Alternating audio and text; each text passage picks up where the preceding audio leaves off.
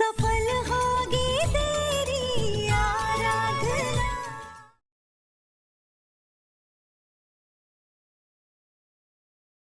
दुश्मन का दुश्मन दोस्त होता है।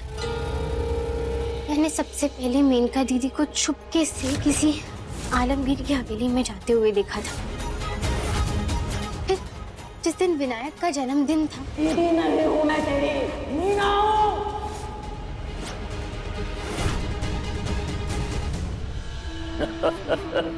ओह मेनका, मेनका है ना कमाल की मेरी बीवी। ना गोली चलाई, ना चुरा भौंका, ना जंग लड़ी, और पूरी सल्तनत, पूरा तख्ता, पूरा सिंहासन अपनी एक मुट्ठी में ले लिया उसने। उसने वो पा लिया जिसकी उसे सालों से तलाश थी। शौहरत, नाम, पावर, पोजीशन, इन सब की भूखी है वो। और अब तुम्हारा पति अपने हाथ से थाली में परोसकर उसे सब कुछ दे रहा है। क्या सच में मेनका दीदी ये सब कर सकती है? लेकिन मेरे पास तो उनके खिलाफ कोई सबूत नहीं है। फिर मैं कैसे ये? अभी जी, मेनका वो सांप है जिसे जितना भी पुचकारो लेकिन वो फन जरूर उठाएगा और डसेगा भी। तुम्हें तो अंदाजा भी नहीं है कि वो भारद्वाज परिवार और उसके हर सदस्य से कितनी नफरत करती है। मेनका के लिए कोई रिश्ता, कोई नाता, कोई मायने नहीं रखता है। वो हर रिश्ते नाते को पैसे से तोलती है। उसके लिए सब कुछ पैसा है। तुम्हें क्या लगता है मेनका को पता नहीं था कि मैं तुम्हारे और माधव के बच्चे के खिलाफ क्या कर रहा हूं? आके बताया उसने तुम्हें कुछ भी नहीं ना? मुझे नहीं पता है कि उसने ये सब कुछ कैसे किया है और आगे वो क्या करने वाली है। लेकिन एक बात मैं तुम्हें साफ साफ बता रहा हूं, मेनका अपने मकसद को साम दाम दंड भेद हर तरीके से पूरा करके रहेगी। तो क्या इतने सालों से मेनका दीदी को यही सब चाहिए था और इसीलिए वो ये सब कर रही थी? और आप जानते थे इस बारे में? वो मुझे खुद यहाँ पर आके सब कुछ बता के गई थी कि वो क्या करने वाली है। एक बड़ा खेल करने वाली है, ये कहा था उसने, और देखो कर दिया उसने। और जब उसे लगा कि मैं उसके रास्ते का कांटा बनने वाला हूं तो उसने मुझे भी अपने रास्ते से हटा दिया। भाभी जी, सच तो आपको भी पता है, लेकिन ये बात आप मेरे मुंह से इसलिए सुनना चाहती हो क्योंकि आपका दिल नहीं कह रहा है। लेकिन देखो, सारे सबूत, सारे हालात उसी की तरफ इशारा कर रहे हैं। अब जाओ और जाकर बचा लो, अगर बचा सकती हो अपने प्यारे पति देव को। लेकिन मेरी एक बात याद रखना, मेनका को हराना आसान नहीं है। आप चाहें तो मैं आपकी मदद करने के लिए तैयार हूं, लेकिन अफसोस ये कमबख्त सलाखें हमारे बीच में आ गई हैं। लेकिन कोई बात नहीं, अब तो मुझे इसकी आदत सी पड़ गई है भाभी जी। चलिए फिर, आते रहिएगा।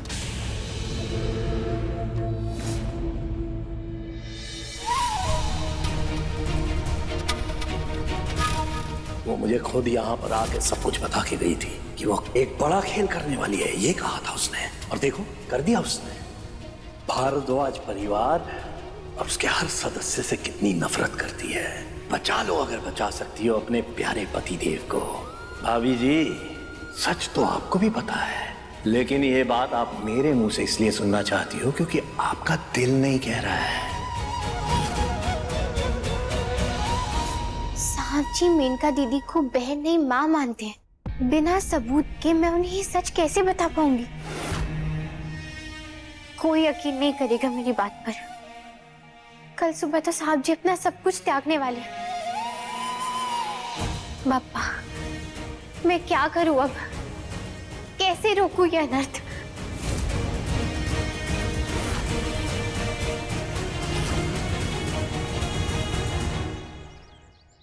दंतस्य कपलो गज कर्णकाल अमुद्रवस्य विक्तो विनाशो विनायका धूमकेतु गण अध्यक्षो भालचंद्रो गजानन द्वैदशानि नाम विपक्षे गति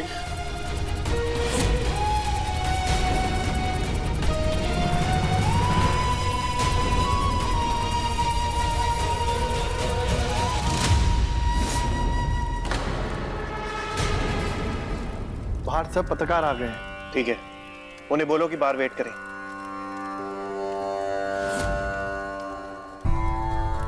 जजमान, आप अपनी हथेली आगे कीजिए और अपना दाहिना हाथ बाएं हाथ पर रखिए। अब आप इस पानी को हथेली में लेकर हमारे साथ संकल्प लीजिए। मैं माधवदास भारद्वाज, मैं माधवदास भारद्वाज आज ये संकल्प लेता हूं कि मैं भारद्वाज उपनाम का त्याग करता हूं।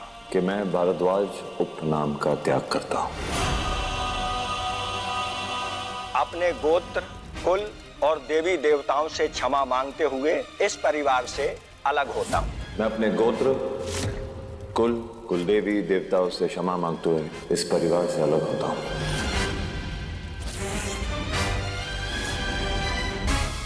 इस परिवार का घर, जमीन, जायदाद, कारोबार सबका त्याग करता हूं। इस परिवार का घर, जमीन, जायदाद सबका त्याग करता हूं।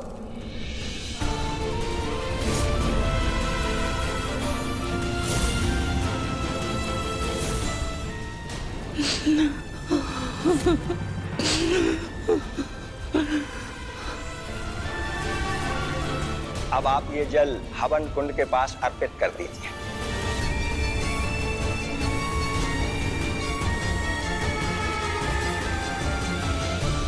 अब इस मटके का संपूर्ण जल अपने ऊपर डाल लीजिए।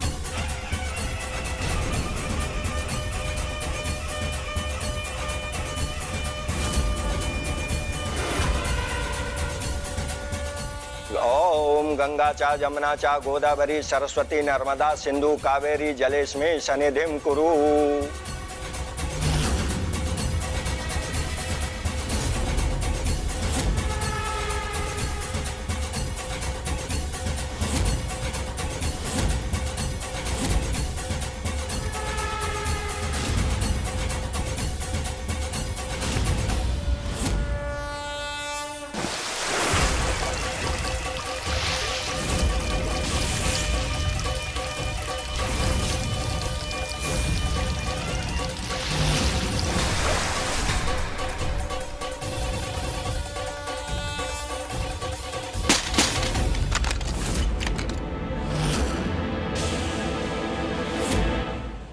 आराधना, ये क्या किया तुमने?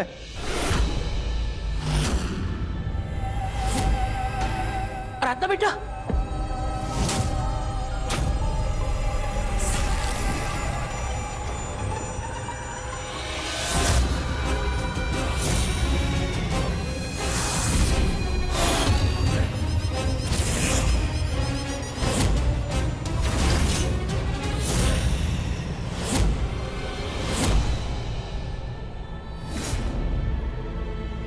आराधना बेटा, तुम ठीक तो हो ना? तुमने बाल क्यों खोले?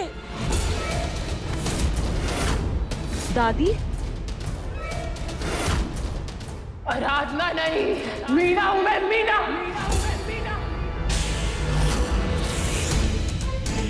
बड़ा चालाक बन गए तुम माधवदास। बंद कर अपना ये दिखावे का त्याग।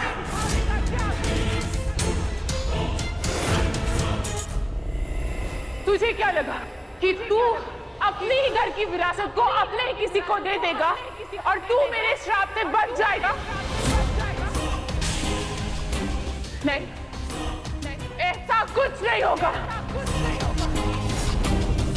अगर तू वाकई में मेरे श्राप से बचना चाहता है, अपनी पत्नी और अपने बच्चों को बचाना चाहता है ना, अपनी सारी संपत्ति दान में दे दे, किसी अनाथ आश्रम में दे दे।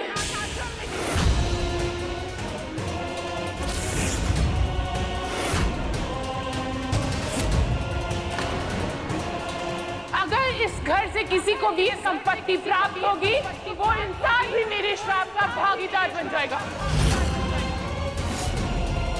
मैं किसी को खुशी से नहीं रहने दूंगी, किसी को जीने नहीं दूंगी मैं।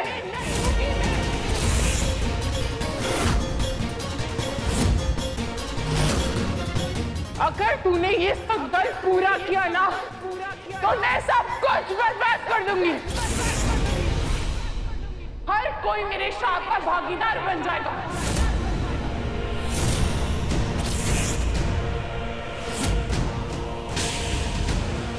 सबके सब मेरा श्राप भुगतेंगे।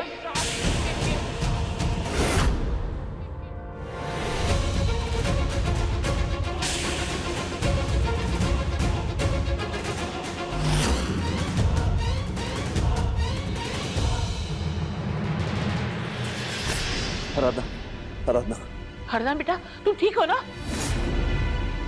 आराधना, हे,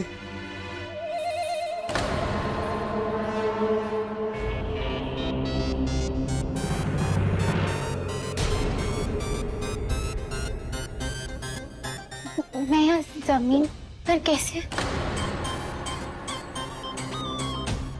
क्या हुआ है साहब जी? मुझे कुछ हुआ है क्या?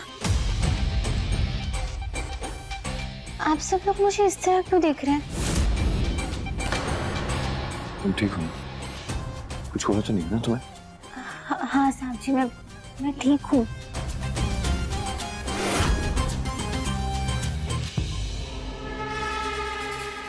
पंडित जी, ये पूजा नहीं हो पाएगी।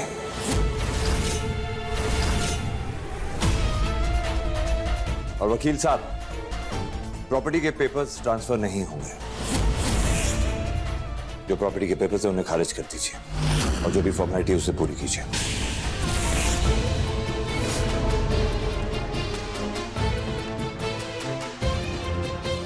जब ये सब करके हम श्राप मुक्त ही नहीं हो पा रहे तो ये सब करने का कोई फायदा भी नहीं है।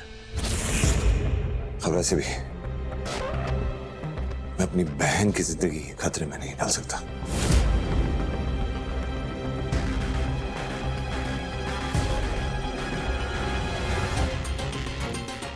दीदी, इतना बड़ा रिस्क मैं नहीं ले सकता। ये श्राप मुझ पर और मेरे वंश पर है। अगर ये सब कुछ आपको दे दिया तो ये श्राप भी आपको मिल जाएगा और ये मैं होने नहीं दे सकता। और मैं इतना खुदगर्ज नहीं कि खुद को बचाने के लिए मैं आपको, शिवानी को, आर्यन को, इस परिवार के किसी भी सदस्य को खतरे में डाल दूं। हाँ माधव, तुम बिल्कुल सही कह रहे हो। हम ऐसा नहीं कर सकते। और किशन भी बिल्कुल सही कह रहा था। तुम कुछ ज्यादा ही जल्दबाजी में फैसला ले रहे हो। हमें फिर से एक बार बाबा से बात करनी होगी, उन्हें बुलाना होगा। हाँ दादी, जब तक हम पूरी तरह से संतुष्ट नहीं हो जाते, हमें किसी भी निर्णय पर नहीं आना चाहिए।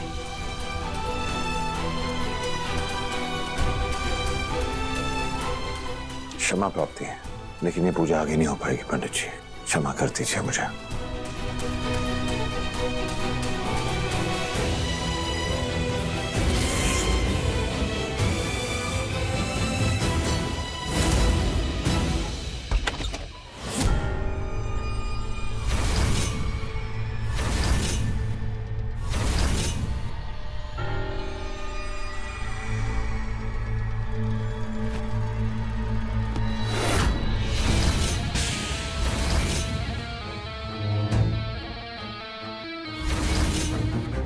ये क्या बदतमीजी है? हाँ, हमने तुमसे कहा था ना ही तुम हमसे मिलने आओगी और ना ही हमसे बात करोगी इस घर में।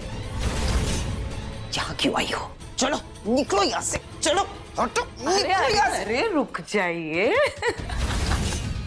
देखने वाले ना सारे लोग सो चुके हैं पर आपकी नींदें उड़ी हुई हैं। बात करना जरूरी है। क्या कह रही थी आप? बड़ी बड़ी बातें कर रही थी आप। ये कर दूंगी, वो कर दूंगी, बिना तीर के निशाने मारूंगी, और हाँ क्या, बिना कोई जंग लड़े सब कुछ अपने नाम करवा लूंगी। हैं? क्या हुआ? देखा क्या हुआ? तो कहते ना, हाथ तक आया पर मुंह ना लगा। आराधना ने तो बिल्कुल आपके साथ वही कर दिया है। एक नाटक करके आप एमडी से सब कुछ लेने वाली थी और दूसरा नाटक करके आराधना ने आपको सब कुछ मिलने से रोक दिया और आप हाथ पे हाथ धरे बैठी रही। अरे मुझे तो लगता है आपको मुझसे ना एडवाइस लेना शुरू कर देना चाहिए। हाँ, क्योंकि जब आपने अपने अकेले का दिमाग इस्तेमाल किया ना तो आपका प्लान फेल हो चुका है। हाँ, और वो आराधना, माय गॉड, दाद देनी पड़ेगी उस लड़की की। क्या एक्टिंग की है उसने, अरे आपको भी फेल कर दिया। हाँ, अरे 2 मिनट के लिए तो मुझे लगा कि मीना की आत्मा सच में उस लड़की के अंदर आ गई है। हमारी नाकामयाबी का मजाक उड़ाने आई हो तुम यहाँ? हाँ, हमारी बात कान खोल कर सुन लो। अगर इस खेल में हम फेल हो गए ना तो माधव को पाने का तुम्हारा सपना भी चूर चूर हो जाएगा, समझी तुम? ना ना ना ना, मुझे बताने की कोई जरूरत नहीं है। हम उसी वक्त समझ गए थे कि आराधना नाटक कर रही है। उस वक्त हमारे खिलाफ उसके पास कोई सबूत नहीं था, इसलिए वो चुप थी। लेकिन बड़ी चालाकी से हमारी ही चाल का इस्तेमाल करके हम पर उसने पलटवार किया। सब कुछ हमारे हाथ में आते आते रह गया। पर तुम्हें क्या लगता है कि हम हार मान जाएंगे? नहीं देविका, किसी भी हाल में हम अपना मकसद जरूर पूरा करेंगे। इसलिए तुम ना अपने बारे में सोचो। प्रेगनेंसी का नाम देकर हम तुम्हें यहाँ इस घर के अंदर तो ले आए, लेकिन वो जो माधव है ना, वो तो एक आंख भर तुम्हें नहीं देखता, जबकि तुम्हारी कोख में उसी का बच्चा पल रहा है। आराधना और माधव की नजदीकियां कुछ ज्यादा ही बढ़ने लगी है, जबकि वो दोनों एक दूसरे के साथ नहीं है। इसलिए यहाँ आकर मजाक उड़ाना, अपना वक्त जाया करना, ये सब कुछ बंद करो और जाकर देखो वो 2 प्रेम पक्षी है ना, वो दोनों कर क्या रहे हैं। क्योंकि अभी अभी हमने माधव को आराधना के कमरे की तरफ जाते हुए देखा।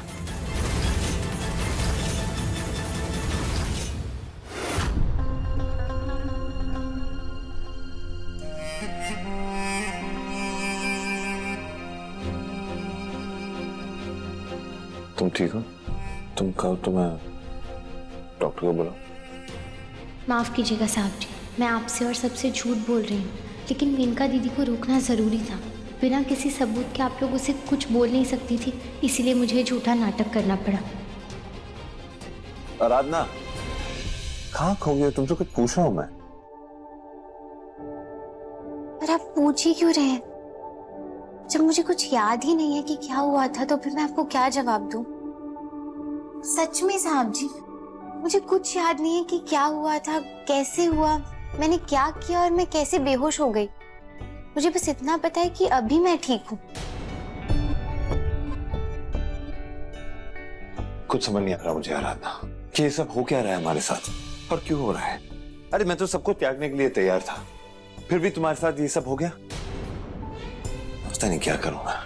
क्या सब कुछ दान में दे दूं? अगर आप सब कुछ दान करना चाहते हैं तो फिर आपकी मर्जी, आप कर लीजिए इंतजाम। पर सारी चीजों का इंतजाम करने में आपको थोड़ा समय तो लगेगा ही ना। और अच्छा ही है, इसी बहाने आपको थोड़ा वक्त भी मिल जाएगा चीजों को सोचने और समझने के लिए। सही फैसला भी ले पाएंगे और इसी दौरान शायद हमें भी कोई और रास्ता मिल जाए। तब तक मैं भी मेनका दीदी के खिलाफ सबूत इकट्ठा कर लूंगी।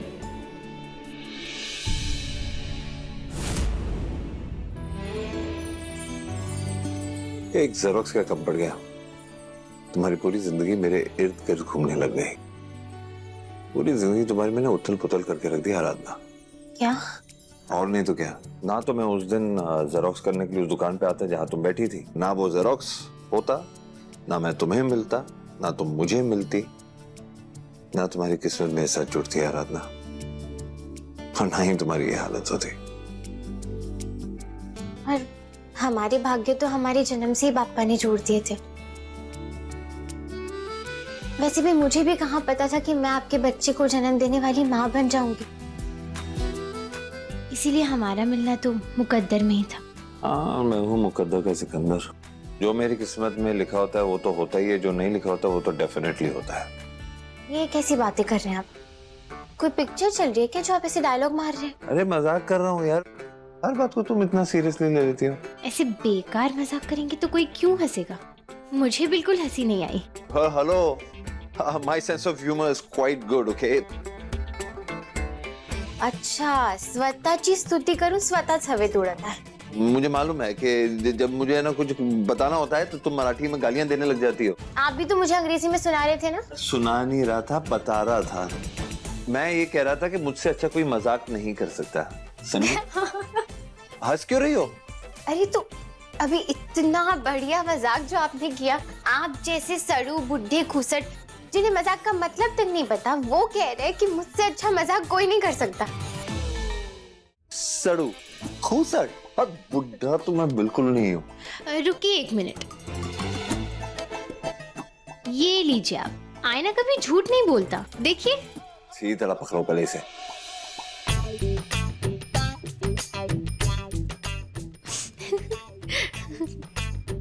मजाक लग रहा है तुम्हें?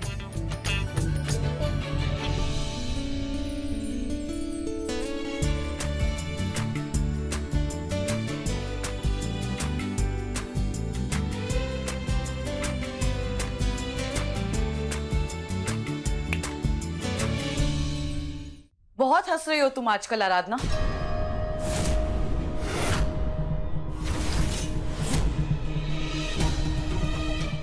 एमडी दादी ने मुझे बताया कि आप यहाँ हैं।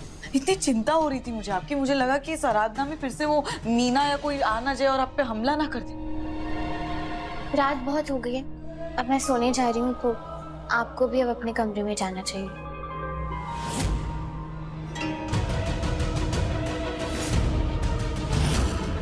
एमडी दादी ने मुझे बताया कि आप यहाँ हैं। मुझे आपकी इतनी चिंता हो रही थी कि मुझे लगा कि इस आराधना में फिर से वो मीना या कोई आ ना जाए और आप पे हमला ना कर दे।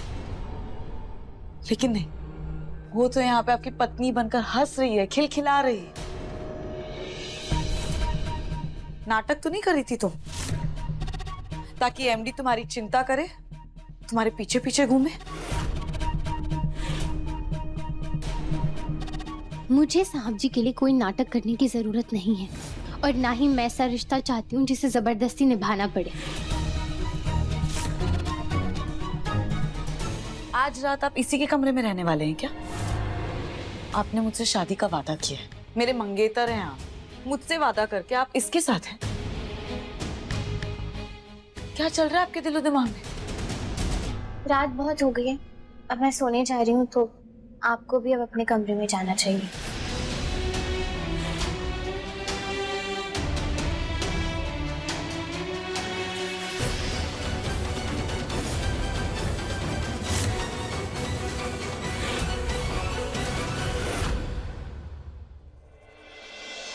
रुकिए एमडी। देविका, तुम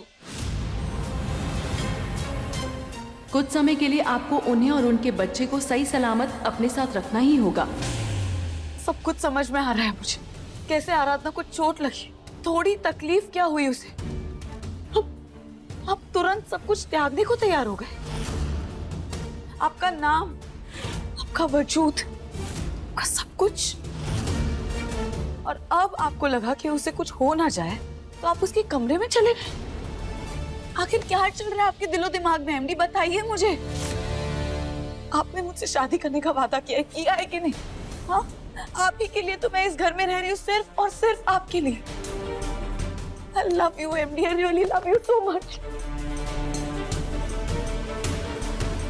MD, अगर आप नहीं है ना तो कुछ भी नहीं है, ये बच्चा भी नहीं है। मुझे आपके अलावा और कुछ भी नहीं चाहिए MD, कुछ भी नहीं चाहिए।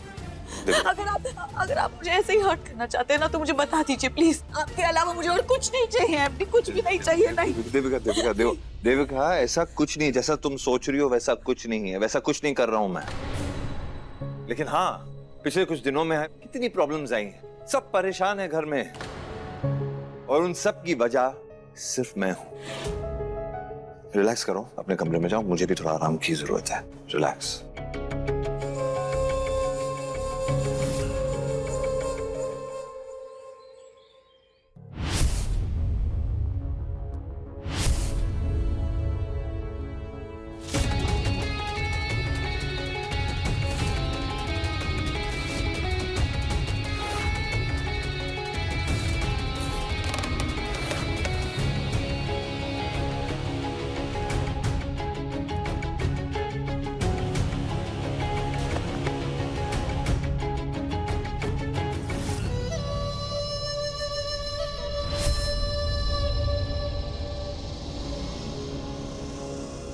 अच्छा हुआ आराधना, तुम बिल्कुल ठीक हो। कल तुम्हारी हालत देखकर हम तो डर ही गए थे। जी, लेकिन मुझे तो कुछ याद ही नहीं है, बल्कि मुझे तो उस बारे में सोचकर भी बहुत डर लग रहा है। जैसे उस रात आपकी हालत हुई थी ना, बिल्कुल वैसी ही मेरी भी हुई। मैं आपको बता भी नहीं सकती दीदी कि मुझे कितना ज्यादा डर लग रहा है। वाह आराधना वाह, देविका से लड़ते लड़ते तुम तो उससे भी बेहतर खिलाड़ी बन गई। कितना अच्छा नाटक कर रही हो। मुझे नाटक करना पड़ रहा है क्योंकि आपने अपने लालच और स्वार्थ में इतना बड़ा कदम उठाया, और वो भी अपने ही भाई के खिलाफ। तुम चिंता मत करो, हम तुम्हें और इस परिवार को कुछ नहीं होने देंगे। मैं भी यही चाहती हूँ, चाहे मुझ पर कितनी भी मुसीबत क्यों ना आ जाए, जब तक मैं हूँ, मैं साहब जी और इस परिवार को कुछ नहीं होने दूंगी।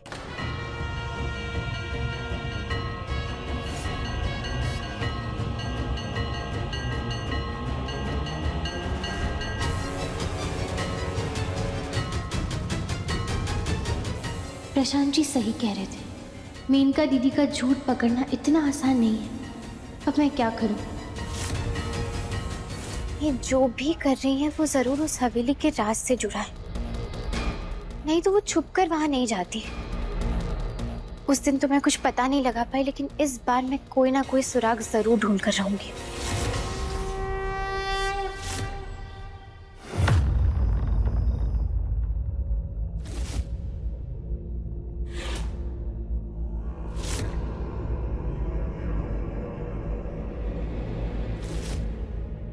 समझ नहीं आ रहा है इस हवेली में ऐसा कैसा राज दफन है जिसकी वजह से मेनका दीदी यहाँ बार बार आती रहती है।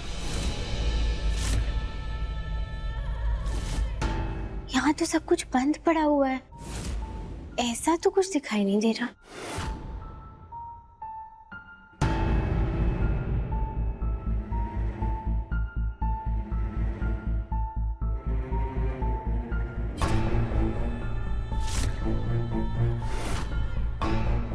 ये दरवाजा तो उस दिन बंद था, शायद आज हवा की वजह से खुल गया होगा।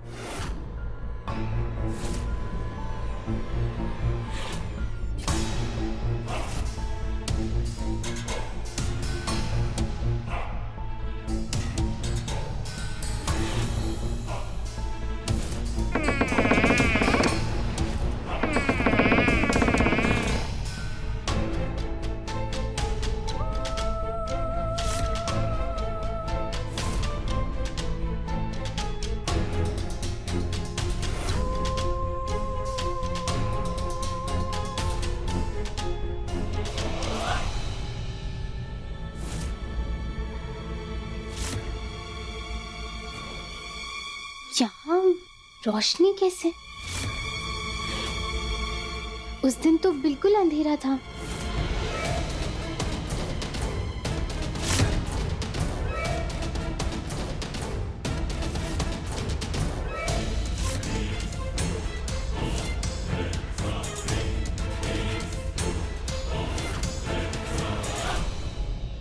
यहाँ लाइट कैसे जल रही है?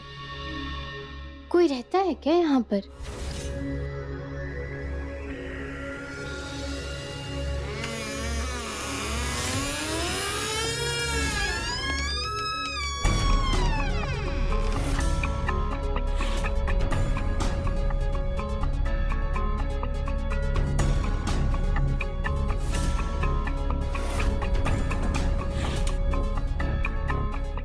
यहाँ तो कोई है नहीं, फिर ये लाइट क्यों जली हुई है?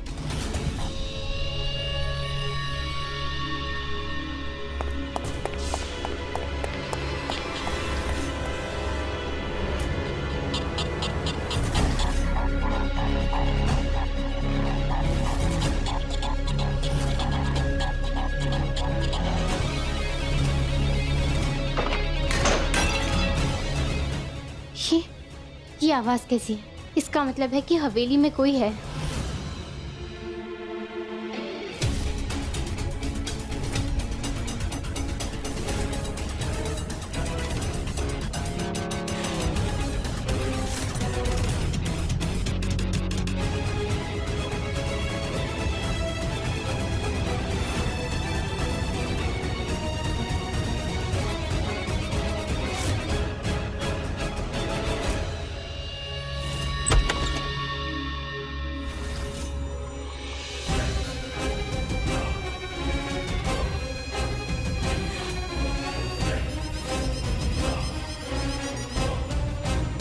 रुको।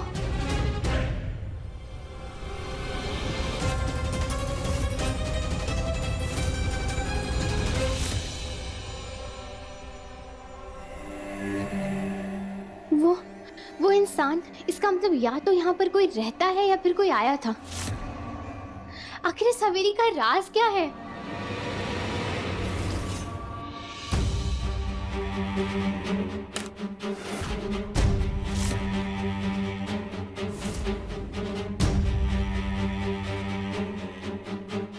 इस फोन में तो सिर्फ एक ही नंबर है।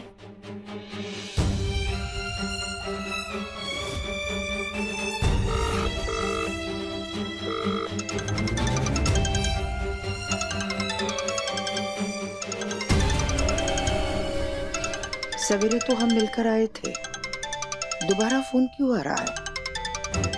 सब ठीक तो है ना? हेलो,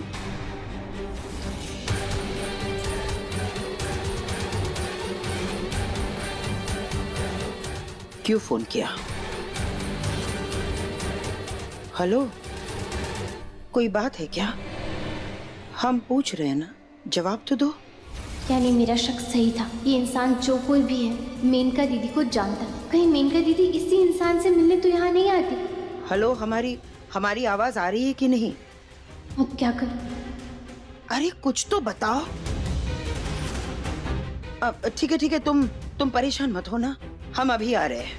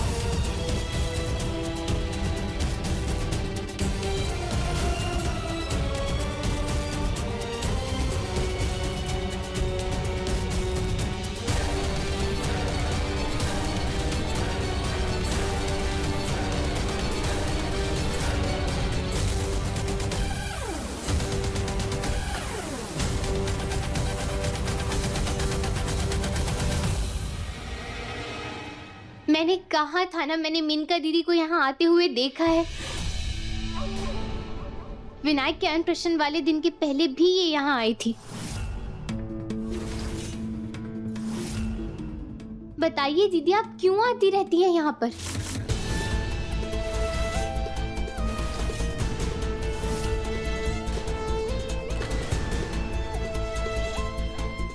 मेनका, इतनी रात गई तुम इस हवेली में क्या कर रही हो? मेनका, हम तुमसे कुछ पूछ रहे हैं, जवाब दो।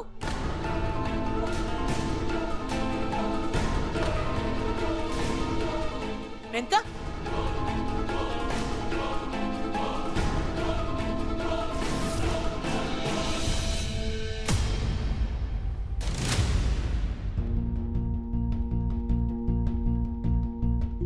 क्या कर रही? मेनका, मेनका कहाँ जा रही हो? दीदी, जवाब दो मेनका, कहाँ जा रही हो? आप दादी को जवाब क्यों नहीं दे रही हैं? दीदी,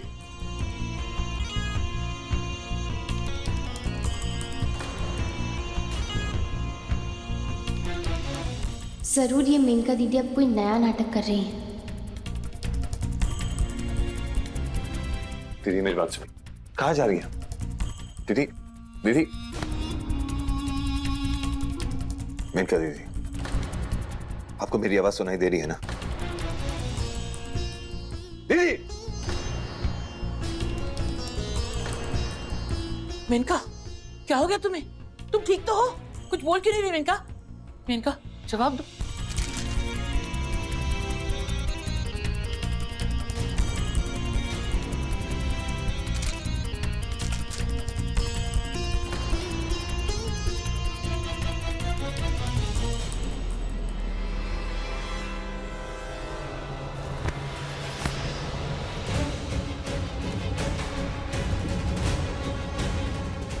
मान गई आपको, अव्वल दर्जे की खिलाड़ी हो आप। नहले पर दहला मारकर पूरी बाजी ही पलट दी।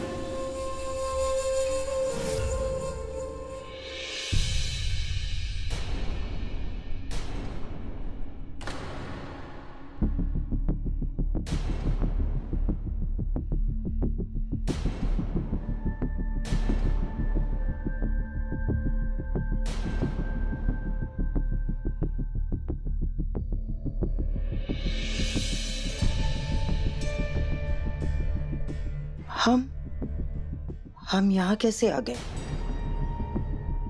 और आप लोग यहाँ कैसे? ठीक है। हाँ,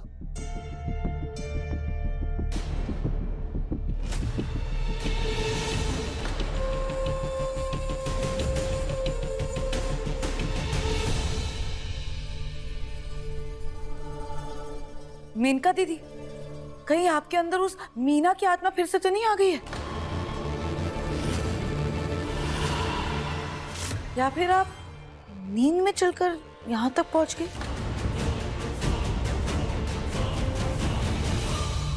हे भगवान, ये मीना की आत्मा तो हमारे परिवार का पीछा ही नहीं छोड़ रही है। शिव शंभू, अब आप ही कोई रास्ता दिखाइए और हमें इस मुसीबत से निकालिए।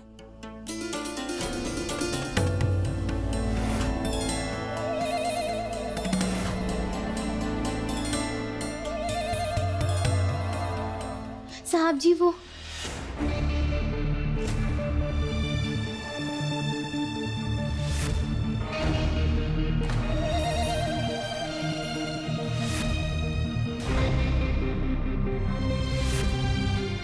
क्या हुआ राधा? क्या बात है? क्या कहना चाहती हो तुम? बोलो। नहीं, वो ऐसा कुछ जरूरी नहीं था।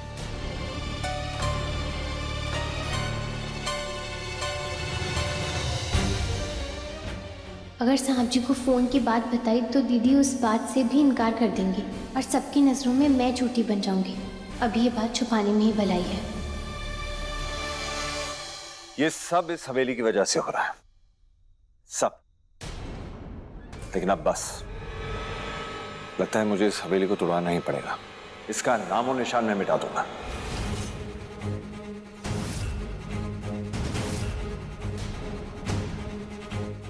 इस हवेली में ना कोई आएगा ना कोई जाएगा। 24 घंटे इस हवेली पर निगरानी रखेंगे और होली के बाद इस हवेली को मैं तोड़वा दूंगा। तब तक हमारे परिवार से इस हवेली में ना कोई आएगा ना कोई जाएगा। यह हवेली पूरी तरीके से बंद रहेगी। किशन। जी भैया। हवेली के सारे दरवाजे बंद करवा दो और हर दरवाजे पे एक गार्ड होना चाहिए। चलिए।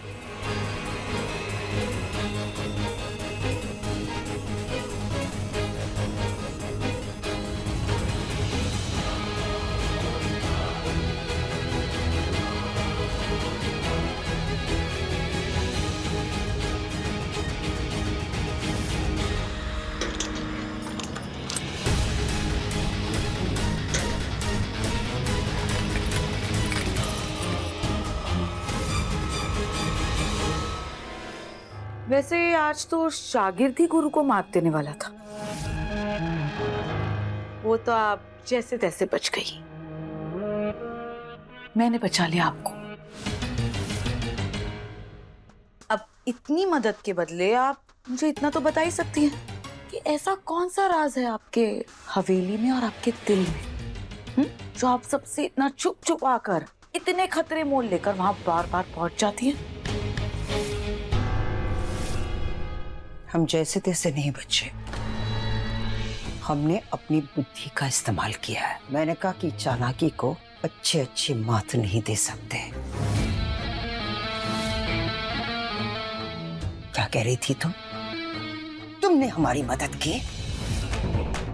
एक बार फिर से हम तुम्हें याद दिला देते हैं। अगर आज तुम हमारे इस घर में खड़ी हो और इस तरह हमारे सामने खड़ी रहकर बक बक कर रही हो ना, वो सिर्फ और सिर्फ हमारी बदौलत। माधव और तुम्हें एक करना हमारी मजबूरी है, लेकिन किसी एहसान या दबाव में आकर ये कभी मत समझना कि हम अपना राज तुम्हें बता देंगे, कतई नहीं। अच्छा, लेकिन उस आराधना का क्या? वो तो बार बार आपका पीछा करके हवेली में पहुंच जाती है। उसे पता चल गया तो? और हाँ, एमडी भी तो पूरी हवेली को गिराने वाले। फिर क्या करेंगे आप?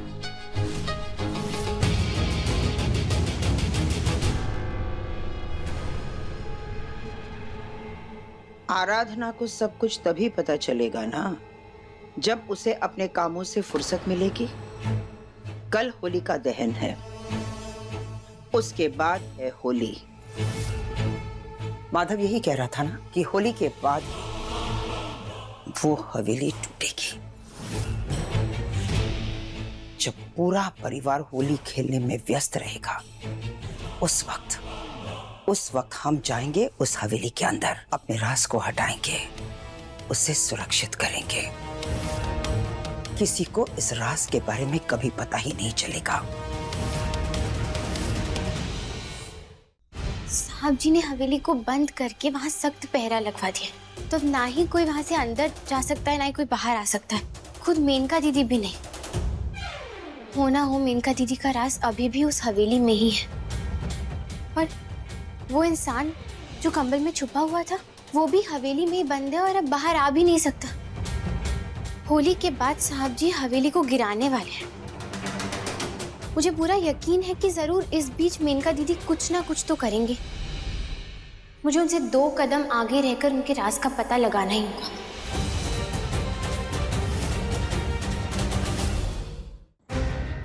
आराधना, हम सबको यहाँ क्यों बुलाया है?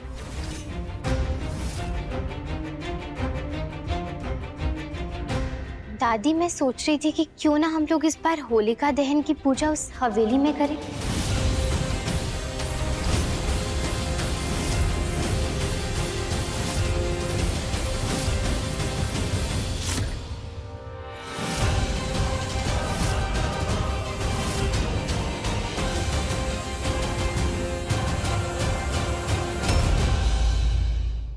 अपने पसंदीदा शो के फुल एपिसोड देखने के लिए अभी डाउनलोड करें दंगल प्ले ऐप।